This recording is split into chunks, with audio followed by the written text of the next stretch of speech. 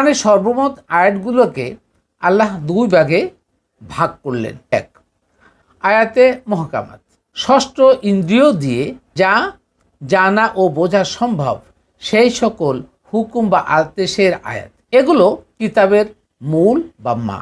দুই, উখরু মুতাশাবিহাত, আর অন্যগুলো অতীন্দ্রিয়, ষষ্ঠ ইন্দ্রিয়ের জ্ঞান বুঝের বাহিরে, আল্লাহ ছাড়া অন্য কেউ এর ব্যাখ্যা জানে না।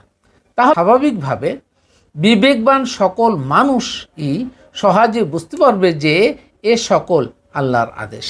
আর যারা জ্ঞানে সুগভীর তারা বলে আমরা ইন্দ্রিয় ও অতীন্দ্রিয় উভয় আয়াতকেই বিশ্বাস করি, কারণ উভয় ধরনের আয়াতই আমাদের রবের কাছ থেকে এসেছে।